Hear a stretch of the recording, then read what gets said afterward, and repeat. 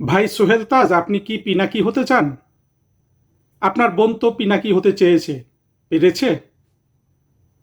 পিনাকি হতে চাইলেই হতে পারবেন? সবসময় কি পিনাকি হওয়া যায়? পিনাকি তো একজন হয়। আর যদি পিনাকি হতে না চান, অথবা পিনাকি হওয়া যদি আপনার পক্ষে সম্ভব না হয়, এবার থামুন। আপনি বলবেন আমি তো সত্য বলতে চাই। আরে মিয়া, কত লোক কত সত্য লুকিয়ে রেখেছে, আপনি সত্যবাদী যুধিষ্ঠির হয়ে গেছেন?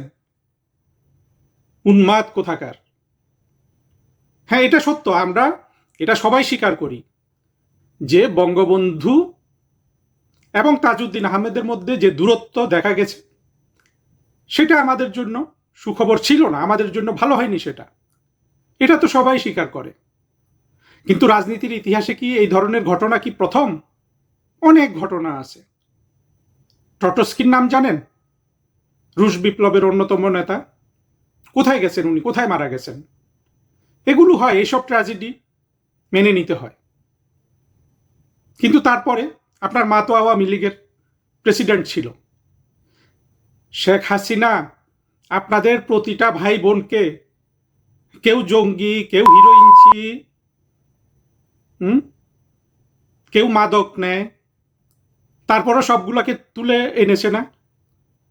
হ্যাঁ, ফ্লোর থেকে তুলে আপনাদের মন্ত্রী এমপি বানিয়েছে না? শেখ হাসিনার কোনো দোষ দিতে পারবেন? তারপরেও আপনার এত খায় শেখ হাসিনার বিরুদ্ধে। হ্যাঁ, বিষোদ্গার করতে হবে, জয়কে নিয়ে কটূক্তি করতে হবে, আওয়ামী লীগকে নিয়ে এখন আপনার ক্ষোভ ঝাড়তে হবে। কি পেয়েছেন আপনি? পিনাকি বেঁচে গেছে ফ্রান্সে গিয়ে। আপনি তো আমেরিকায় গিয়ে বাঁচতে পারবেন না, কারণ পিনাকির মতো এত অসভ্য আপনি হতে পারবেন না। পিনাকির মতো এত ধুরন্ধর চালবাজ আর সেই মেধাও আপনার নাই। আপনার তো বিড়ি সিগারেট, গাঞ্জা খেয়ে আপনি আপনাকে ধ্বংস করেছেন। নার্ভাস সিস্টেম ধ্বংস হয়ে গেলে সেটা কি ইয়েতে গিয়ে ঠিক করা যায়? আপনি যেভাবে ঠিক করার চেষ্টা করছেন, ব্যায়াম করে ঠিক করা যায়? ওটা করা যায় না। আপনার চোখ মুখ দেখলে বোঝা যায় আপনি একটা উদ্ভ্রান্ত, হ্যাঁ, একটা হিরোইন খোর যুবক। যুবক তো আর নাই, এখন তো বুড়ো হয়ে গেছে। আপনার পিনাকির স্বাস্থ্যও নাই, পিনাকির মেধাও নাই। হ্যাঁ, পিনাকির একটা যোগ্যতা আপনার আছে, পিনাকি হিন্দুর ছেলে, এই জন্য জামাতে গিয়ে ও ওর যা করছে এটার মূল্য পেয়েছে। একই ব্যাকগ্রাউন্ডে আপনার আছে। আপনার আপনি তাজউদ্দিনের ছেলে, এটা জামাতের কাছে অনেক বড় একটা দামি জিনিস, আপনি যদি ওদের কাছে যান। কিন্তু পিনাকির সমান যোগ্যতা দেখাতে পারবেন? পারবেন তো না। তাহলে ভাই বাদ দেন, নিজের কথা চিন্তা করেন। আমরা প্রায় ভাবতাম যে আপনি হয়তো, আপনাকে আবার আমরা আওয়ামী লীগে দেখব, এসবও আমরা ভেবেছি। হ্যাঁ, কিন্তু আপনি যেই অবস্থা করছেন, আপনি কিন্তু সব সীমা ছেড়ে গেছেন। আপনার বোন সেই মিশরে গিয়ে মৌলবাদী বিয়ে করে আগেই শেষ হয়ে গেছে। আপনি বাংলাদেশে বসে বর্তমানে যে অরাজকতা চলছে, আওয়ামী লীগের প্রতি যেই অন্যায় চলছে, সেগুলা চোখে দেখছেন না। আপনি এখনো শেখ হাসিনার দোষ দেখছেন। আপনি জয়কে বিচার করার কোনো যোগ্যতাই তো আপনার নাই সোহেল তাজ। তাজউদ্দিনের ছেলে হয়তো হিরোইনচি হয়েছেন মিয়া, লজ্জা করে না? জয় কি হিরোইন খেয়েছে? জয় গাঞ্জা খেয়েছে? জয়ের মতো মেধাবী হতে পেরেছেন? অসভ্য কোথাকার! জয়কে নিয়ে কথা বলা আপনার শোভা পায়? জয়ের কথা শুনেছেন? জয়ের মতো গণতান্ত্রিক মানসিকতার মানুষ বাংলাদেশে তো একজনও নাই। আপনি এখন যার সুখ্যাতি করতে চাচ্ছেন সেই তারেক রহমান, উনি কি গণতন্ত্র বোঝেন?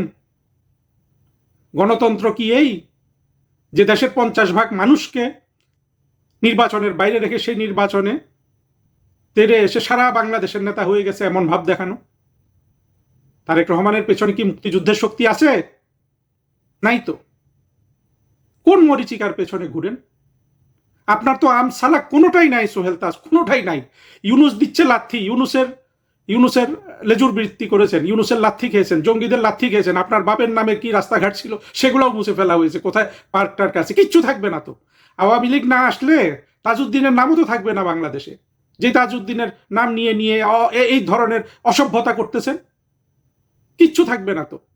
আওয়ামী লীগ এসে তাজউদ্দিনকে পুনরুদ্ধার করলেই কেবল সোহেল তাজ আপনারা আবার তালে বড় হতে পারবেন। কেন ভাই এমন নির্বুদ্ধিতা করেন? গাঁজা, হিরোইন এগুলা খেলে হ্যাঁ নার্ভাস সিস্টেম ক্ষতিগ্রস্ত হয়, মানুষ সঠিকভাবে চিন্তা করতে পারে না। কিন্তু আপনার সেগুলা তো এই পর্যায়ে আপনি ক্ষতিগ্রস্ত হয়েছেন বলে মনে হয় না।